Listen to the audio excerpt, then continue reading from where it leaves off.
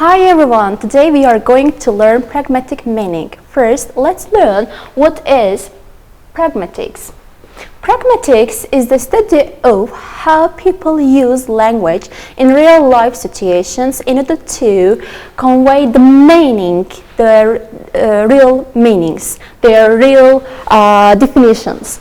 As you know, semantics is related to abstract meanings of the words, but unlike semantics, pragmatics try to explore how language functions in the real life situation, in the context, uncovering the invisible meaning of the words beyond what is said.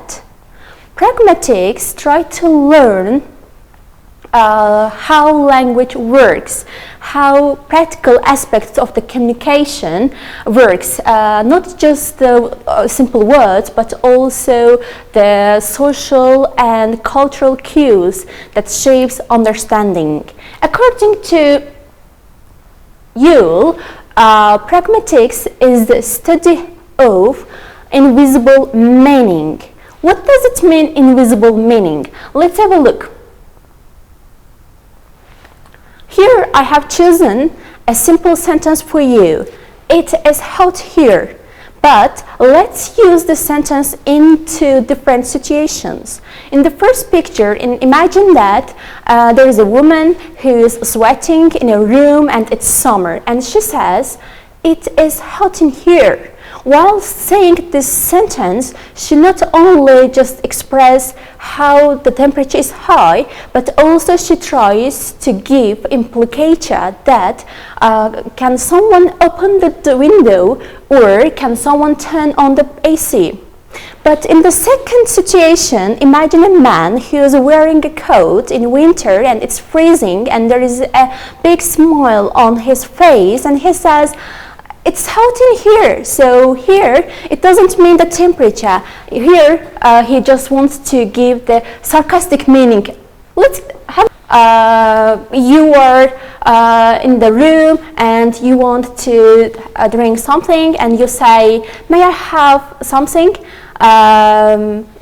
Or, "Is there anything to eat?" It shows that you're hungry and you want to eat something. In order to understand the pragmatic meanings and the specific meanings of the words in the context and in the real life situations, we have to analyze the key concepts.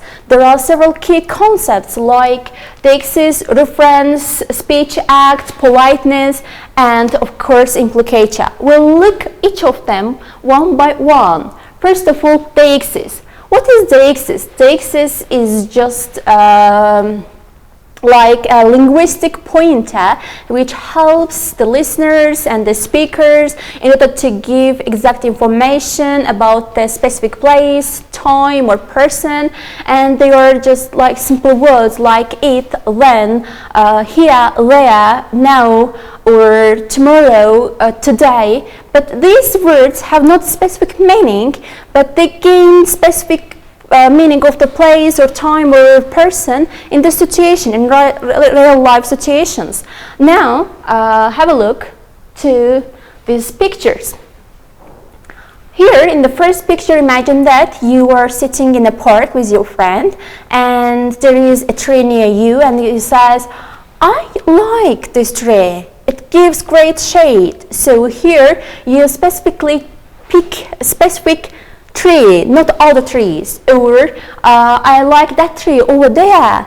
It gives the exact information about the tree, what you are talking about."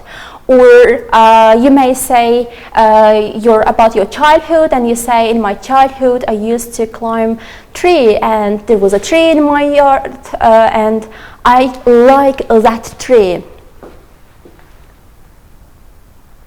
And here we have another example. While speaking, people used to say just, "Let's go there, let's go here."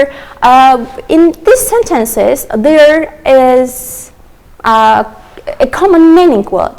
But in the context, the speakers and the listeners understand what is there. They maybe go to a park or some foreign country or etc. So, these help us connect language to the context.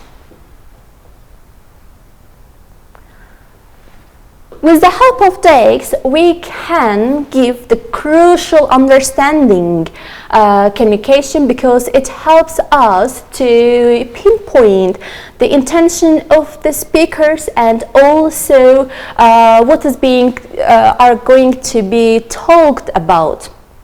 It is the negation of the meaning. And the second key aspect is called references.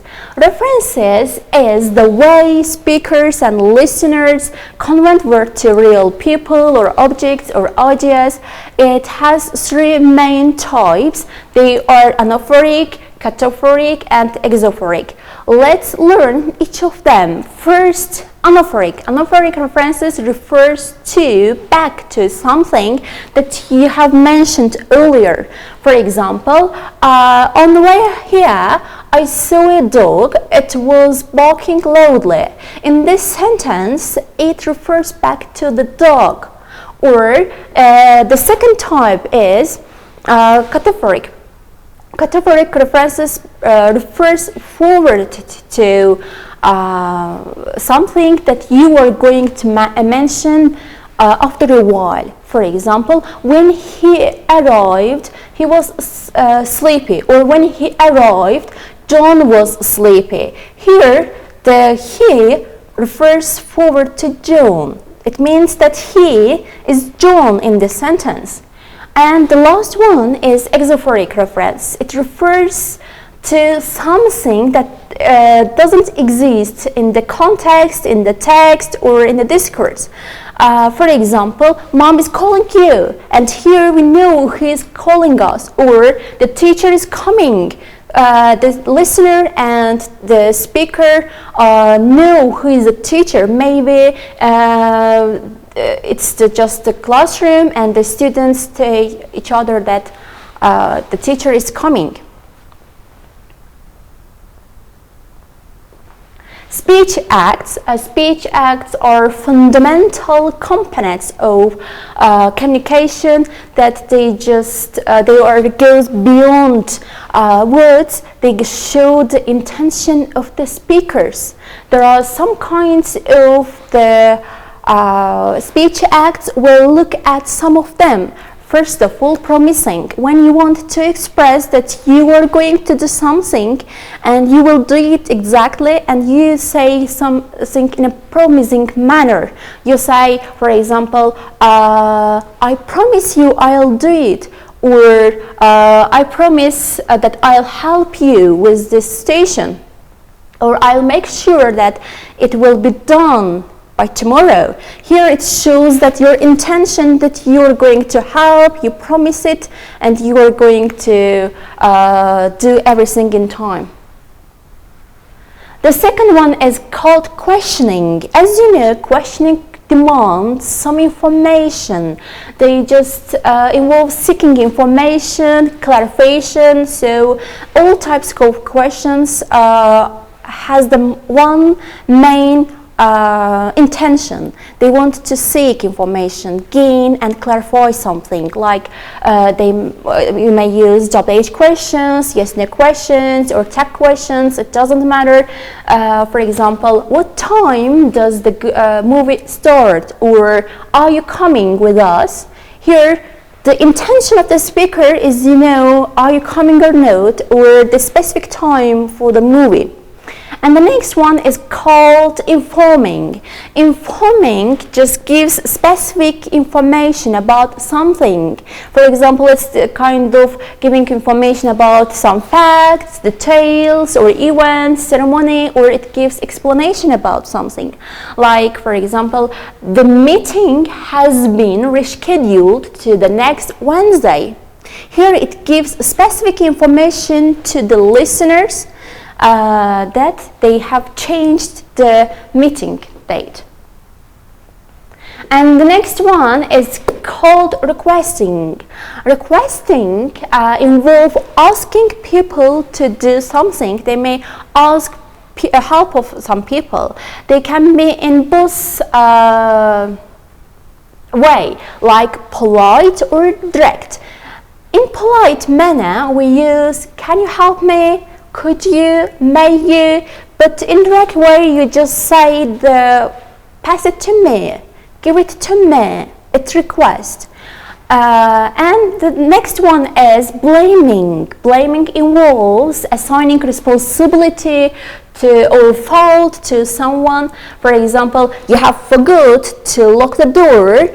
That's your problem, and now we have to deal with this matter. So in this sentence, we can see that someone is blaming someone, the listener, like it's your fault. And the next one is called attending. Attending shows that you are a good listener and you want to listen and you want to learn about something. Like, for example, I'm listening. Please continue. Please go on. What happened? Like that. It shows your attention. It shows the intention of your paying attention, verbal or non-verbal. And the next one is called attacking. Attacking is means that you are criticize someone or you are going to verbally assault someone for doing something. For example, you are an unreliable person. I can't trust you. I don't know that you can handle it. So these speech acts are important in pragmatic meaning, pragmatics, because they show specific intention of the speakers and they give clue to the listener. And the next called politeness. I know that when we say politeness, the first word comes to our mind is just thank you, please, but in reality, in pragmatics, politeness is not just saying these words. They are complex linguistic strategies that we use. They can be, according to Brown and Lewis politeness theory, they can be positive phase and negative phase. So, I know that you're asking what is the negative phase of politeness. We'll discover it in a minute. Let's have a look at examples. Positive phase. The goal is to make the listener, the other side, the other part, feel valued, liked, involved. So they use a lot of compliments while asking something like, you are good with technology. Could you take a quick look at it?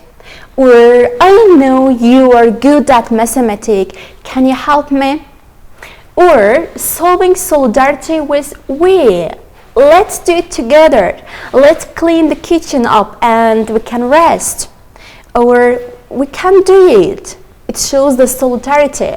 And of course, in some cases, especially in informal speech, you may use some nicknames like, hey buddy, you have done a great job, thank you for your help. But on the other side, the negative phase, politeness, try to show respect for the other person's time, energy, space, and it gives autonomy to the other side. Like they apologize before asking something. Let's have a look at the example. I'm so sorry to bother you, but do you have a moment to talk? Or let's have a look. You may give an out. You may give allowance to the other side to say no. I know you're super busy, so please don't feel obligated, but can you help me? Or could you help me to move this Saturday? And then the next one is minimalizing the favor. Could you just borrow 1 second of your time? We know that when we speak to someone, it's not just take 1 second, it takes some seconds, yes? But here, it minimizes the favor. And the last one, an important one, is called implicature. In pragmatics, implicature refers to meaning that the speaker implies beyond the words. For example, It's so cold here. It means that I want someone to close a door or window. Okay, like I have shown as in the picture. There are two kinds of implicator. The first one is called conventional implicator. What is conventional implicator? Conventional implicator use specific words, specific expressions like and, by, but, yet, then though, even, such kind of words, expressions to express what is beyond the text. Let's have a look at the examples and analyze it. She is poor but happy. Here, that shows that even if she is poor, she can be happy. So her happiness and her poor situation are in contrast. Or we may use and. He is clever and hardworking. Here, and give specific meaning to the sentence. It shows that both qualities like being clever and being hardworking can be exist together. And the next one is even John passed the exam. In this sentence, we discovered that the text was so easy and you were surprised that even John passed the exam. Or you may say, he is late, yet everyone waited for him. It implies here, the yet implies contrast or unexpected outcomes. And the next one is conversational implicator. It occurs in real speech, in conversation, without help of any specific words. So let's have a look. How did the meeting go? Some people were on time. Some people were on time implies that not everyone was in time or on time. There were some people who were late for the meeting. And let's have a look at the second one. Do you want to go to the cinema? Instead of saying, no, I don't want, the speaker, the second part says, I have a lot of work tonight. It shows that, no, I can't. But the second speaker, don't say directly that I don't want. Just say, I have a lot of work. Or imagine that your boss says to you, could you or can you finish by tomorrow? And you says, there are a lot of work to be done. Instead of saying directly no, you have said there is a lot of work to be done. So, thank you for today's lesson.